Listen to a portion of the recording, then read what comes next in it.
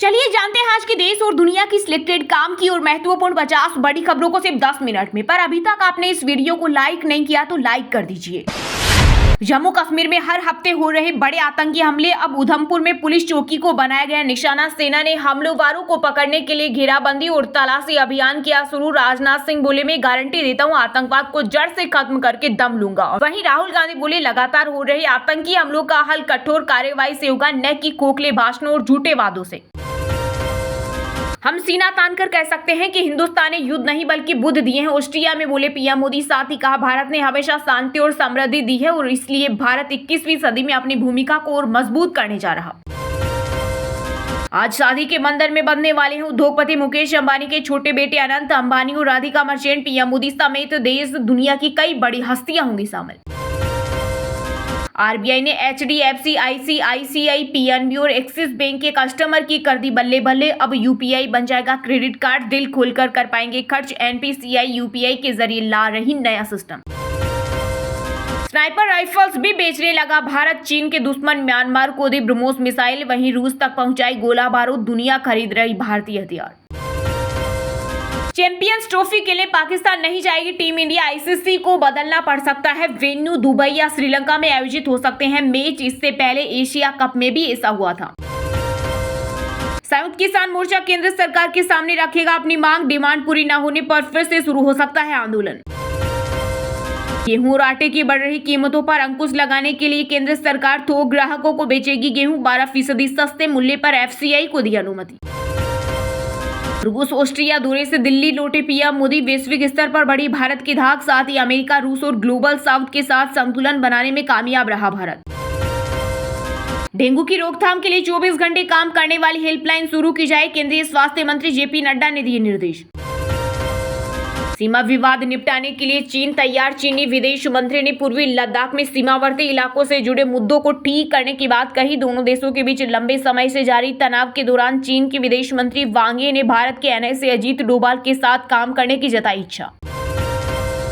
केंद्रीय सशस्त्र बलों में पूर्व अग्निवीरों के लिए 10% कांस्टेबल पद आरक्षित, गृह मंत्रालय का बड़ा ऐलान। अनंत राधिका की शादी में मेहमान खाएंगे काशी की स्पेशल चाट। रिसेप्शन में बनारस गली होगी, इसमें सीर सार की मिठाई, चोक का पान मिलेगा। अरविंद केजरीवाल शराब नीति केस की सरगना और साजिशकर्ता, ईडी ने रावत जेएनयू कोर्ट में पेश की 208 पेज की 7वीं सप्लीमेंट्री चार्जशीट। कहा, स्कैम का पैसा आम आदमी पार्टी पर हुआ खर्च। जम्मू कश्मीर में अवैध रूप से रह रहे रोहिंग्याओं और बांग्लादेशियों पर प्रशासन का बड़ा एक्शन, जल्द भेजा जाएगा वापस। पीएम मोदी ने बजट पेश होने से पहले अर्थशास्त्रियों और विशेषज्ञों के साथ की बैठक। इस दौरान केंद्रीय मंत्री निर्मला सीतारमण भी रही मौजूद। 23 जुलाई को लोकसभा में पेश करेंगी बजट। आईफोन पर पेगासस स्पाईवेयर जैसे अटैक का अलर्ट, ये मोबाइल ही कर सकता है। एप्पल ने भारत समेत 98 देशों में भेजा वार्निंग मेल। अब 18 जुलाई को होगी नीट पर सुनवाई, परीक्षा फिर से होगी या नहीं, न्यायालय करेगा फैसला। सुप्रीम कोर्ट ने तारीख बढ़ाई ताकि केंद्र और एनटीए के हलफनामे पर याचिकाकर्ता पक्ष रख सके। दिल्ली शराब नीति मामले में आप नेता मनीष सिसोदिया की जमानत याचिका पर सुनवाई टली, जज ने खुद को केस से किया अलग, निजी कारणों का दिया हवाला। सुप्रीम कोर्ट की नई बेंच अब 15 जुलाई को करेगी सुनवाई। उत्तराखंड के समान नागरिक संहिता रिपोर्ट आज होगी जारी। धामी सरकार की जनसंख्या नियंत्रण पर बड़ी जानकारी आएगी सामने। दुनिया में आईपीओ का हॉट स्पॉट बना भारत। देश में इस साल आए 36 आईपीओ ने अब तक 57% रिटर्न दिया, यह दुनिया के औसत से 2 गुना। यूपी के फिरोजाबाद में जमीन की अवैध बिक्री के मामले में योगी सरकार ने एसडीएम समेत 5 अधिकारियों को किया सस्पेंड। साथ ही सीएम ने जिला मजिस्ट्रेट को निर्देश दिया कि वे सभी के खिलाफ एफआईआर दर्ज कराएं और विभागीय कार्रवाई भी शुरू करें। उद्योगपति मुकेश अंबानी के बेटे अनंत अंबानी की शादी में हिस्सा लेंगी बंगाल की सीएम ममता बनर्जी। इस दौरान शरद पवार, उद्धव ठाकरे से भी कर सकती है मुलाकात। लोकसभा चुनाव में कांग्रेस को यूपी में मिली संजीवनी, अब शुरू हुई अंदरूनी कलह, पार्टी में जोड़ तोड़ की सियासत तेज। सराफा बाजार में सोने चांदी के दाम में आई तेजी। 10 ग्राम 24 कैरेट सोना 135 रुपए बढ़कर 72,751 रुपए पर पहुंच गया। वहीं 1 किलो चांदी 358 रुपए बढ़कर 92,205 रुपए प्रति किलो बिक रही। महाराष्ट्र एमएलसी चुनाव में बीजेपी को सता रहा क्रॉस वोटिंग का डर, विधायकों के साथ मिलकर बनाई रणनीति। कहा, किसी भी हालत में कोई वोट खराब न हो। दिल्ली में अब वाहनों के प्रदूषण जांच के लिए ढीली होगी जेब। 13 साल बाद बढ़ी कीमतें। पर्यटन मंत्री कैलाश गहलोत ने कहा, पेट्रोल डीलर्स एसोसिएशन की लंबित मांगों के मद्देनजर और प्रदूषण जांच सेवाओं की बढ़ती लागत को देखते हुए दरों में किया संशोधन। मोदी सरकार ने पूरी की चंद्रबाबू नायडू की इच्छा, आंध्र प्रदेश के लिए 60,000 करोड़ की योजना को दी मंजूरी। जनता को हमसे मिलने के लिए आधार कार्ड की जरूरत नहीं, कांग्रेस नेता विक्रमादित्य सिंह ने मंडी सांसद कंगना रनौत पर कसा तंज। एक्ट्रेस ने कहा था, अगर किसी को कार्य करवाना हो तो लिखित में बताएं और आधार कार्ड की कॉपी भी साथ लाएं।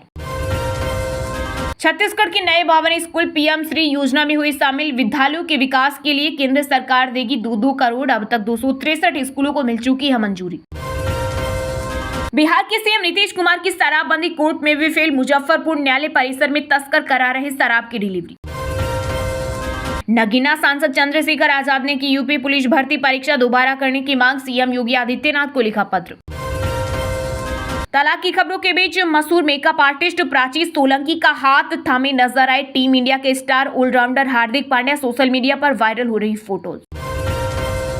2025 तक आ सकता है जियो का आईपीओ। इसके जरिए 9.3 लाख करोड़ जुटा सकती है कंपनी। जियो के 48 करोड़ से ज्यादा यूजर। कठुआ हमले से ठीक पहले पहाड़ी पर एक ट्रक ने किया था सेना के काफिले को ओवरटेक। वाहन स्लो होते ही हो गया था अटैक। साजिश को लेकर 51 संदिग्धों से हो रही पूछताछ। इंसानी दिमाग पर भी कंट्रोल चाहते हैं अरबपति कारोबारी एलोन मस्क। बनाई खास ब्रेन चिप, सोचने पर से होंगे काम। दूसरे ट्रायल की तैयारी। झारखंड को नीट पेपर लीक का सेंटर मान रही सीबीआई। सरकार के केस ट्रांसफर करने को कहा। रांची के अवधेश ने दिए थे ब्लैंक चेक। यूपी, बिहार और झारखंड में बारिश, बाढ़ और बिजली गिरने से 56 लोगों की मौत। बंगाल, बिहार में रेड अलर्ट। मध्य प्रदेश, महाराष्ट्र, राजस्थान समेत 12 राज्यों में भारी बारिश की संभावना। अमेरिकी सांसद कृष्णमूर्ति ने कहा, चीन की अर्थव्यवस्था में आई भारी गिरावट, मुश्किल में जिनपिंग सरकार।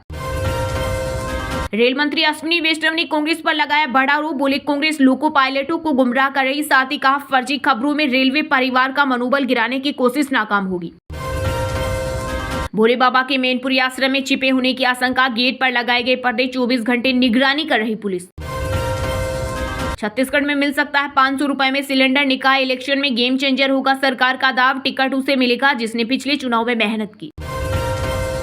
भाप में उबलता तब बनता है ये पेड़ा। सॉफ्ट इतना कि मुंह में जाते ही घुल जाए। बनाने का तरीका सिर्फ कारीगर जानते हैं। बिना रीतियों की हुई शादी तो विवाह प्रमाण पत्र का भी कोई महत्व नहीं। हाईकोर्ट का अहम फैसला। टीचर को कैंडी क्रश खेलते डीएम ने पकड़ा। यूपी के संभल में अचानक स्कूल पहुंचे। मोबाइल चेक किया तो हैरान रह गए। तुरंत किया सस्पेंड। रोहित शर्मा ने दिखाया बड़ा दिल। बीसीसीआई से मिले पैसों को सपोर्ट स्टाफ को देने की पेशकश की। उत्तराखंड में खतरनाक हुए पहाड़। जोशीमठ के पास बद्रीनाथ हाईवे 3 दिन से बंद। 3000 से अधिक यात्री फंसे। संविधान इजाजत देता है लेकिन लालच और दबाव बनाकर किसी को धर्म परिवर्तन कराने की अनुमति नहीं देता। धर्मांतर को लेकर इलाहाबाद हाईकोर्ट हुआ सख्त। यूपी में एक और ज्योति मौर्य जैसा केस आया सामने। लेखपाल बनते ही बेवफा हुई पत्नी। लव मैरिज के 2 साल बाद ही पति को छोड़ा। कहा, तेरा मेरा कोई मेल नहीं। भारतीय मूल की 29 वर्षीय गुजराती व्यवसायी शिवानी राजा ने ब्रिटेन की संसद में हाथ में गीता लेकर ली सांसद पद की शपथ। ताकते रह गए अंग्रेज। अनंत अंबानी, राधिका मर्चेंट की शादी के मेहमानों को मिलेगा super luxury treatment. 100 private jet और 300 फाल्कन 2000 विमान करेंगे स्वागत। असम सरकार के कर्मचारियों को 2 दिन की स्पेशल लीव ताकि माता पिता सास ससुर के साथ रह सके। मनोरंजन के लिए इस्तेमाल नहीं कर सकेंगे छुट्टियां। लाइन में लगने की छोड़े आदत। क्यूआर कोड आधारित टिकट प्रणाली पूरी तरह से लागू होने के बाद अब सफर से 120 दिन पहले बुक करा सकते हैं दिल्ली मेट्रो की टिकट। चलिए अब जानते हैं जो आम आदमी के काम की और फायदेमंद खबरें हैं उनको विस्तार से। पर इससे पहले अभी तक आपने इस वीडियो को लाइक नहीं किया तो लाइक कर दीजिए। गेहूं और आटे की बढ़ रही कीमतों पर अंकुश लगाने के लिए केंद्र सरकार थोक ग्राहकों को बेचेगी गेहूं। 12% सस्ते मूल्य पर एफसीआई को दी अनुमति। महंगाई पर अंकुश लगाने के लिए केंद्र सरकार अगले महीने केंद्रीय पुल से गेहूं की बिक्री शुरू करने जा रही है। इससे आटा मिल और बिस्किट निर्माता जैसे थोक खरीदारों को बाजार भाव से कम दाम पर गेहूं मिल सकेगा। सरकार बाजार में गेहूं की आपूर्ति बढ़ाकर कीमतों पर नियंत्रण रखना चाहती है। केंद्रीय खाद्य मंत्रालय ने भारतीय खाद्य निगम को अगले महीने से खुले बाजार में गेहूं की बिक्री को हरी झंडी देते हुए 2325 25 रुपए प्रति क्विंटल का न्यूनतम बिक्री मूल्य तय किया है, जो मौजूदा बाजार मूल्य से कम है। इस रेट में ढुलाई का खर्च शामिल नहीं है, जबकि पिछले साल पूरे देश में एक समान दर थी। खुले बाजार में कितनी मात्रा में गेहूं बेचा जाएगा, उसकी मात्रा अभी तय नहीं की गई है। इसका निर्धारण केंद्रीय पूल में गेहूं की उपलब्धता, बफर, नॉर्मस और पीडीएस की जरूरतों को ध्यान में रखकर किया जाएगा। सार्वजनिक वितरण प्रणाली और सरकारी योजनाओं के लिए करीब 184 लाख टन गेहूं की आवश्यकता है। पीएम मोदी ने बजट पेश होने से पहले अर्थशास्त्रियों और विशेषज्ञों के साथ की बैठक। इस दौरान केंद्रीय वित्त मंत्री निर्मला सीतारमण भी रही मौजूद। 23 जुलाई को लोकसभा में पेश करेंगी बजट। जी हां, प्रधानमंत्री नरेंद्र मोदी देश के प्रमुख अर्थशास्त्रियों और विभिन्न क्षेत्रों के विशेषज्ञों के साथ आम बजट के संदर्भ में बैठक की। इस बैठक में केंद्रीय वित्त मंत्री निर्मला सीतारमण, नीति आयोग के उपाध्यक्ष सुमन बेरी और अन्य सदस्य भी मौजूद रहे। इस बार आम बजट में उद्योग के साथ मध्य और निम्न मध्य वर्ग को बड़ी राहत मिलने की संभावना जताई जा रही है। 22 जुलाई से संसद का बजट सत्र शुरू हो रहा है। केंद्रीय बजट 2024-25 को वित्त मंत्री निर्मला सीतारमण लोकसभा में पेश करेंगी। यह मोदी सरकार के तीसरे कार्यकाल का पहला बजट होगा। पिछले महीने सांसद के दोनों सदनों की संयुक्त बैठक में राष्ट्रपति द्रौपदी मुर्मू ने इस बजट को लेकर कहा था, भविष्य को ध्यान में रखते हुए सरकार इस बार दूरगामी नीतियों के साथ बजट पेश होगा। इसमें प्रमुख आर्थिक और सामाजिक सरोकारों के साथ कई ऐतिहासिक कदम भी देखने को मिलेंगे। बैठक में पीएम मोदी ने विशेषज्ञों से जाना कि किस क्षेत्र में किस स्तर पर सुधार की आवश्यकता है। इस बार आम बजट में उद्योग के साथ मध्य और निम्न मध्य वर्ग को बड़ी राहत मिलने की संभावना जताई जा रही है। पीएम मोदी ने 2047 तक भारत को विकसित देश बनाने का लक्ष्य निर्धारित किया है। आम बजट के जरिए सरकार की इच्छा विकसित भारत का रोडमैप तैयार करने की है।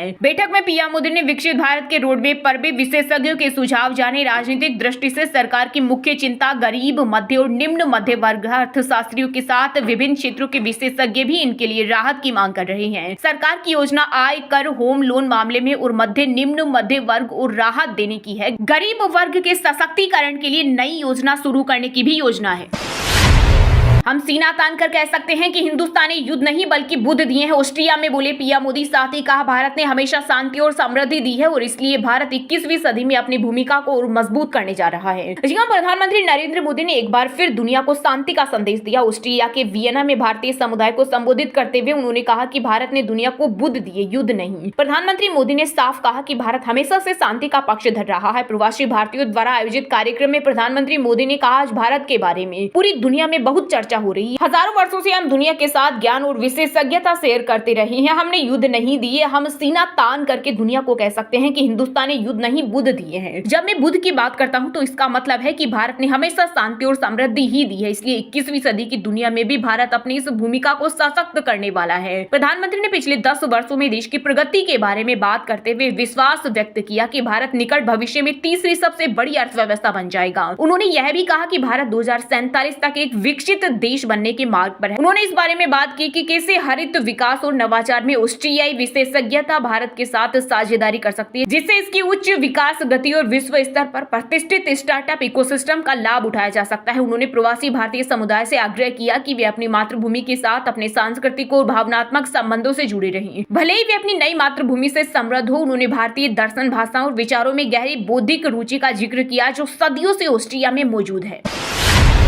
आरबीआई ने एचडीएफसी, आईसीआईसीआई, पीएनबी और एक्सिस बैंक के कस्टमर की कर दी बल्ले बल्ले। अब यूपीआई बन जाएगा क्रेडिट कार्ड, दिल खोलकर कर पाएंगे खर्च। एनपीसीआई यूपीआई के जरिए ला रही नया सिस्टम। जी हां, अगर आप भी यूपीआई यूज करते हैं तो यह खबर आपके काम की है। यूपीआई यूजर्स को पहली बार इस सुविधा का फायदा मिलने जा रहा है, जिसका अनुभव आपके लिए एकदम नया होगा। अब आप भी यूपीआई के जरिए दिल खोलकर खर्च कर सकेंगे, चाहे आपकी जेब में पैसा हो या नहीं हो। दरअसल देश में national payments corporation of India UPI के जरिए नया सिस्टम ला रहा है। यह तरीका बिल्कुल क्रेडिट कार्ड की तरह काम करेगा। पूरा सिस्टम बाय नाउ पे लेटर पर बेस्ड होगा। रिजर्व बैंक ऑफ इंडिया ने बैंकों को यूपीआई के जरिए ग्राहकों को क्रेडिट लाइन देने की इजाजत दे दी है। Axis, HDFC, ICICI, Indian bank और पीएनबी समेत कई बैंक इस नई सुविधा को दे रही हैं। क्रेडिट लाइन में ग्राहक को एक तय लिमिट तक का लोन मिलता है और जितना पैसा खर्च करते हैं उतने पर ही ब्याज चुकाना होता है। लेकिन यूपीआई की इस नई सुविधा में आप बिना अपने बैंक अकाउंट से सीधे पैसे कम हुए बगैर शॉपिंग कर सकते हैं। यह सुविधा क्रेडिट कार्ड की तरह ही काम करेगी। इसका भुगतान एक निश्चित समय पर करना होगा। फिलहाल इस क्रेडिट का इस्तेमाल केवल दुकानों पर शॉपिंग के लिए किया जा रहा है। ग्राहक के इस सुविधा को यूज करने पर दुकानदार को ही इस सर्विस पर लगने वाले फीस का भुगतान करना होगा। नई सुविधा के लिए आपको किसी प्रकार का अतिरिक्त शुल्क नहीं देना होगा। यह यूपीआई का ही नया फीचर है जिसे यूज करने के लिए आपको किसी नए सिस्टम या नए प्रोसेस करने की जरूरत नहीं है। एक रिपोर्ट के अनुसार ऑनलाइन शॉपिंग के लिए करीब 53% लोग यूपीआई यूज करना पसंद करते हैं। इसके अलावा 30% लोग ऑनलाइन पेमेंट के लिए डिजिटल वॉलेट या कार्ड उपयोग करते हैं। दूसरी तरफ दुकान पर जाकर सामान खरीदते समय करीब 75% लोग अभी भी कैश का ही इस्तेमाल करते हैं। हालांकि 25% लोग दुकान पर यूपीआई से पेमेंट करना पसंद करते हैं और वहीं 20% लोग डिजिटल वॉलेट या कार्ड यूज करते हैं।